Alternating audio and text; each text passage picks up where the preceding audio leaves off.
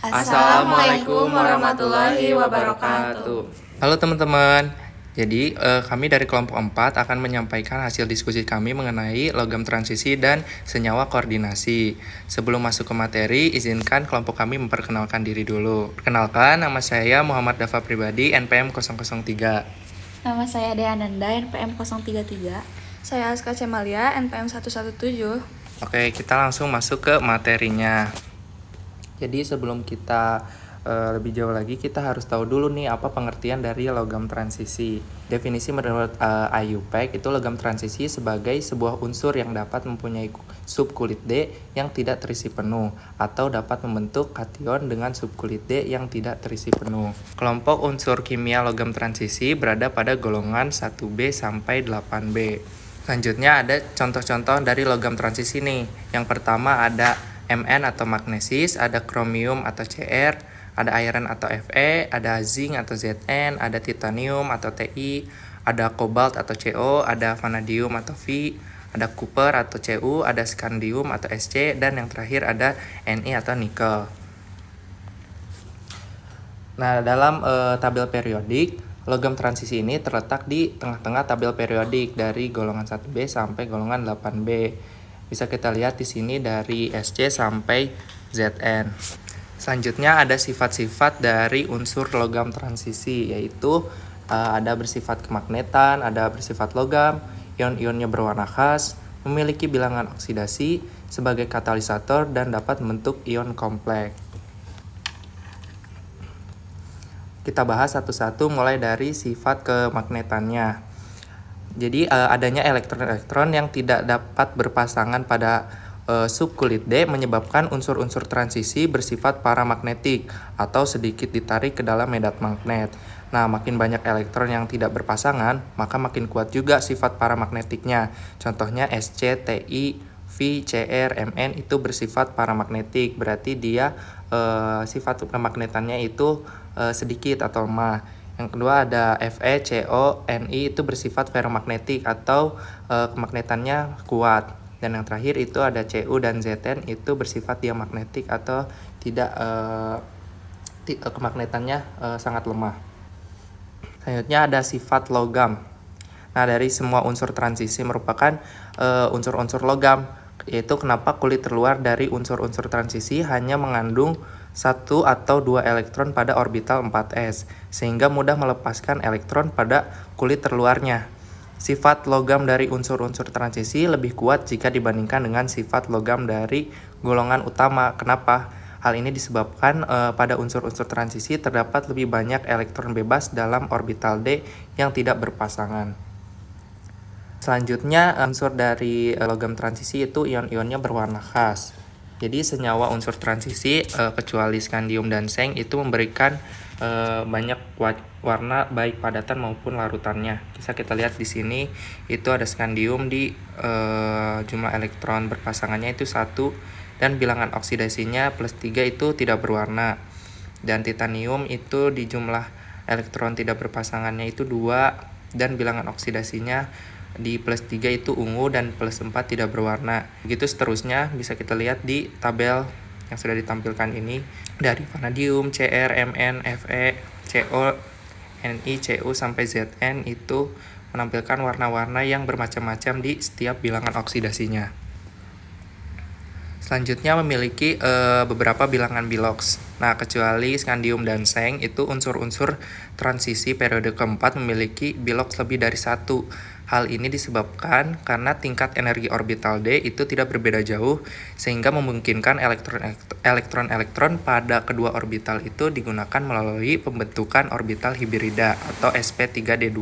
Bisa kita lihat di tabel berikut ini ada di golongan 3B atau scandium itu bilox maksimalnya di 3. Lalu ada golongan 4B itu ada di titanium, berarti bilox maksimalnya di 4. Lalu 5B itu ada vanadium, berarti bilox maksimalnya di 5, begitu seterusnya di golongan 6B, 7B, 8B sampai seterusnya. Sampai ke Cu dan Zn itu bilangan oksidasi maksimalnya ada di +3 sampai 2. Selanjutnya dapat membentuk ion kompleks. Maksudnya adalah ion kompleks itu merupakan ion yang terdiri dari atas atom pusat dan ligan. Biasanya atom pusat merupakan logam transisi yang bersifat elektropositif dan dapat menyediakan orbital kosong sebagai tempat masuknya ligan.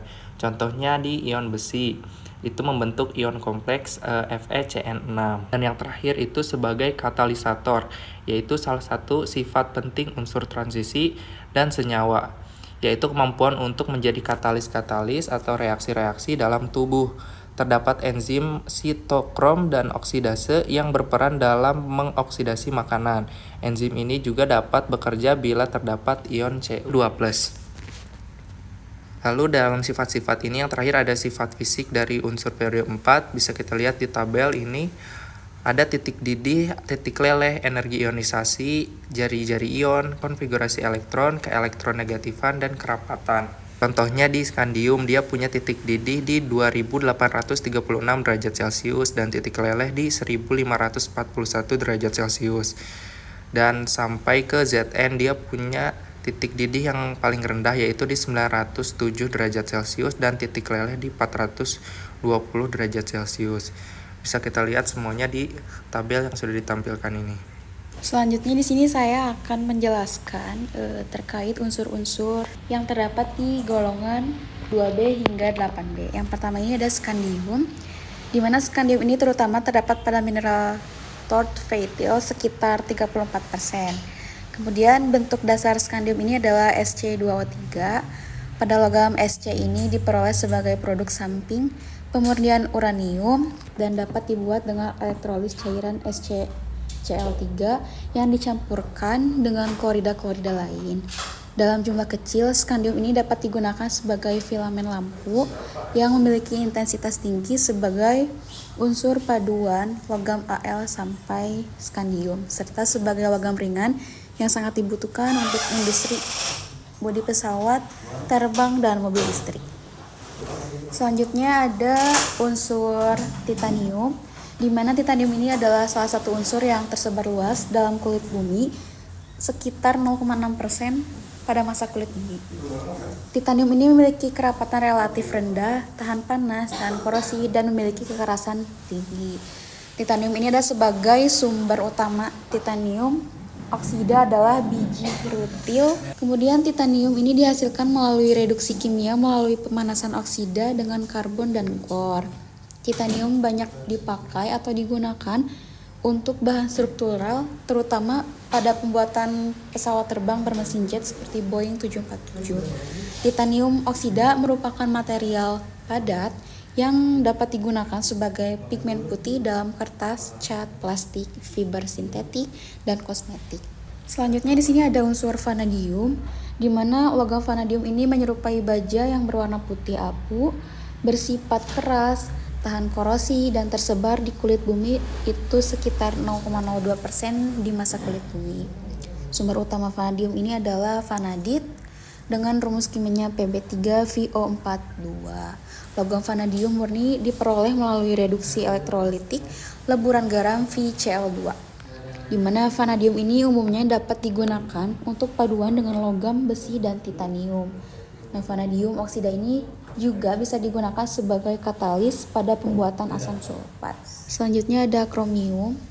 Kromium adalah salah satu logam yang berwarna abu-abu putih seperti baja, berkilau, keras dan rapuh, tahan pengusaman, dan juga memiliki titik lebur yang tinggi.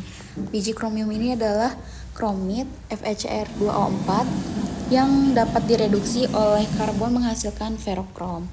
Logam krom ini dibuat menurut proses Goldsmith dengan jalan mereduksi Cr2O3 dengan logam aluminium. Logam kromium ini seringkali digunakan untuk membuat plat baja dengan sifat keras, getas, dan dapat mempertahankan permukaan tetap mengkilap dengan cara mengembangkan lapisan film oksida serta stainless steel.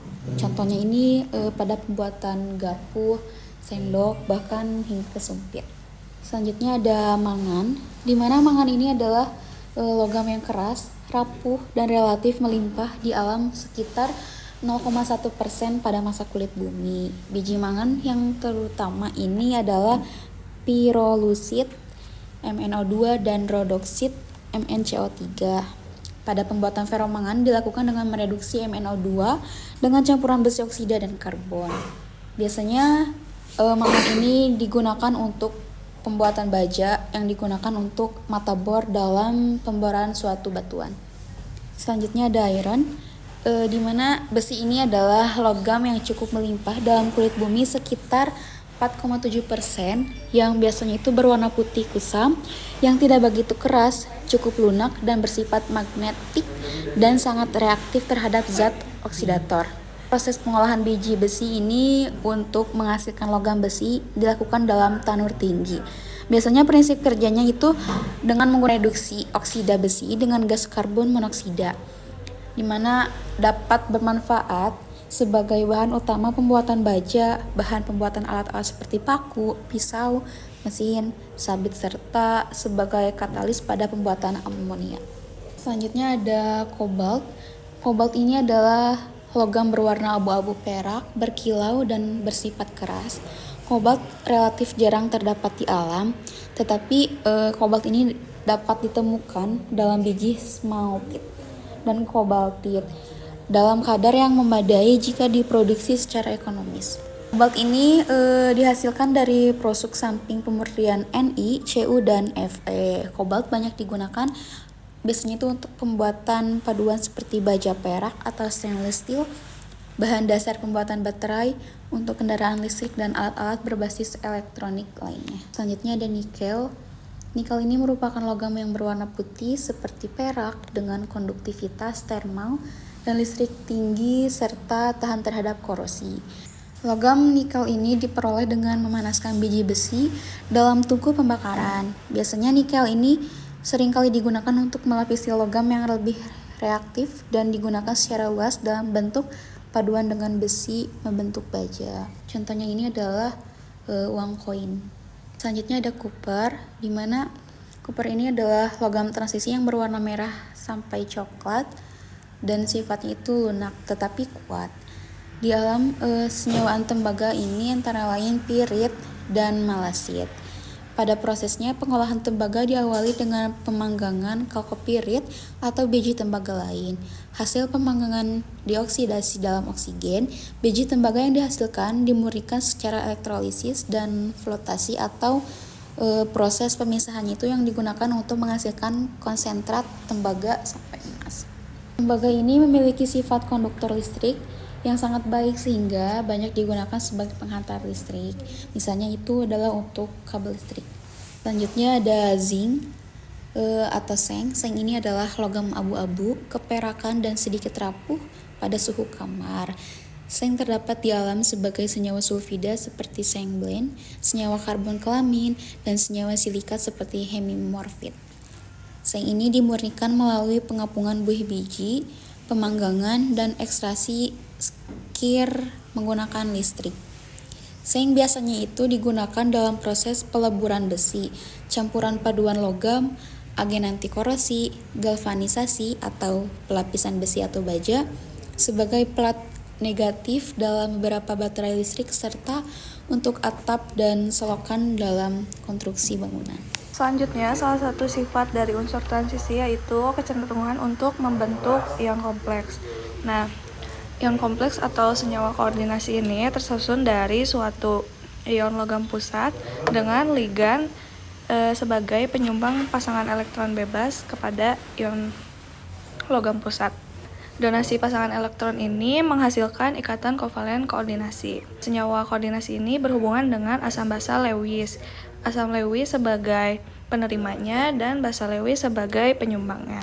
Selanjutnya dalam senyawa kompleks ini ada komponen utamanya. Yang pertama ada ion logam pusat. Nah, atom pusat ini dapat menerima pasangan elektron bebas untuk sama-sama digunakan dengan ligan. Atom pusat ini sebagai asam Lewis atau akseptor pasangan elektron. Atom pusat ini biasanya berupa logam transisi yang memiliki orbital D tidak penuh sehingga dapat dengan mudahnya menerima pasangan elektron dari ligan. Selanjutnya, komponen utama yang kedua adalah ligan. Ligan ini suatu spesies yang menyumbangkan pasangan elektron untuk digunakan bersama dengan atom pusat. Ligan ini bertindak sebagai basa Lewis atau sebagai donor pasangan elektron. Ligan ini biasanya berupa anion, misalnya Cl-, Cn-, atau molekul netral seperti NH3 dan H2O. Selanjutnya untuk senyawa koordinasi ada tata penamaannya. Yang pertama, kita beri nama dulu kationnya sebelum anionnya. Dan untuk ion yang bukan ion kompleks diikuti dengan nama biasa. Contohnya di senyawa K4 FeCN6, kationnya bukan ion kompleks, sedangkan anionnya berupa ion kompleks, sehingga kation K+ disebut dulu kemudian diikuti oleh anion kompleksnya. Selanjutnya, langkah kedua, kita namai ligan sesuai urutan abjad dan diakhiri dengan nama logam pusatnya. Dinyatakan dengan ion diikuti dengan jumlah dan nama ligan.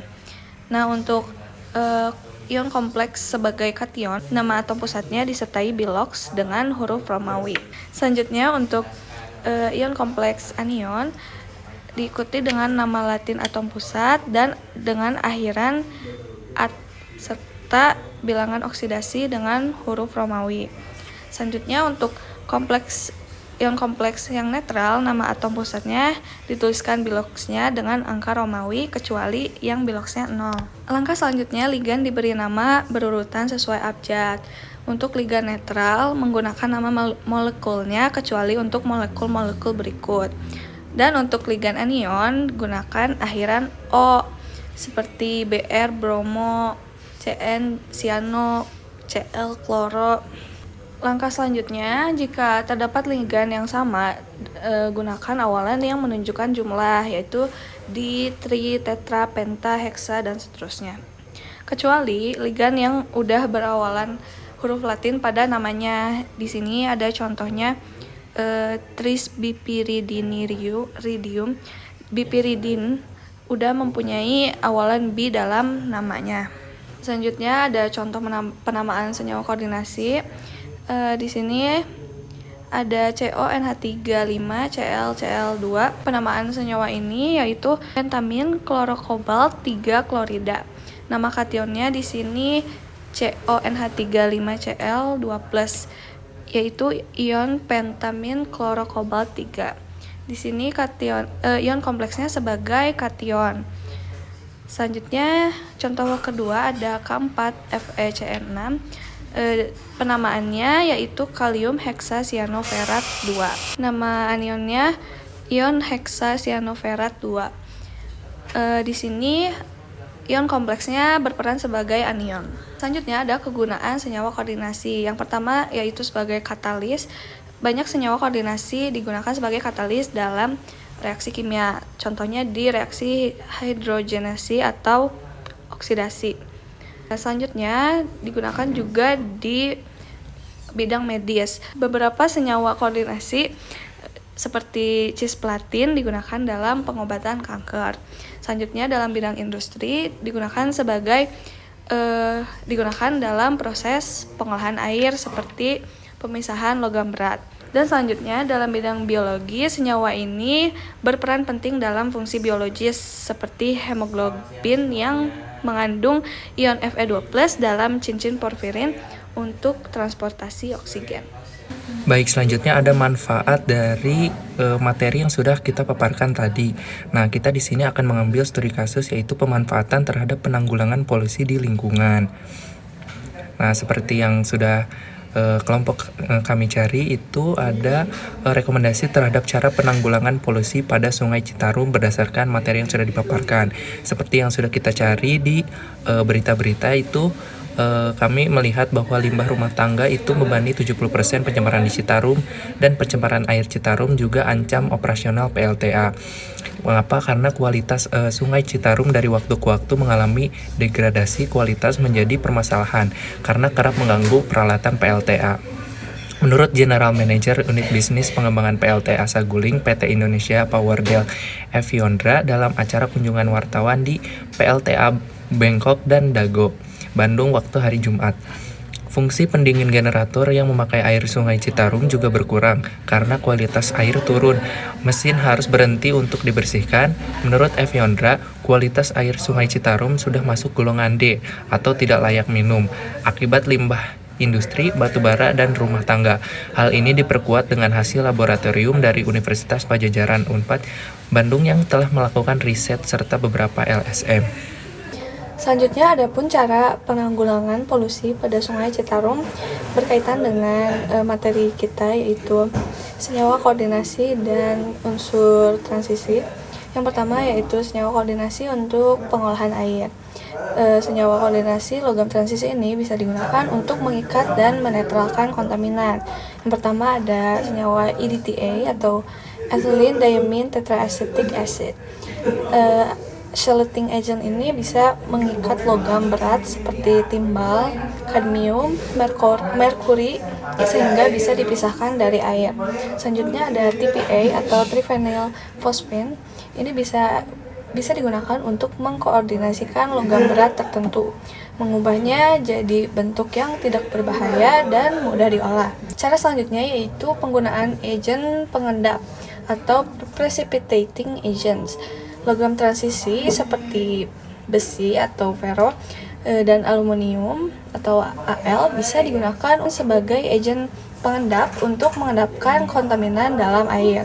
Misalnya yang pertama ada ferrosulfat atau FeSO4 yang bisa digunakan untuk mengendapkan fosfat dan logam berat dengan membentuk kompleks yang tidak larut. Dan selanjutnya ada aluminium sulfat atau Al2SO43 yang digunakan dalam proses koagulasi dan flokulasi untuk mengendapkan partikel tersuspensi dan logam berat. Yang selanjutnya itu ada katalis berbasis logam transisi untuk degradasi kontaminan organik.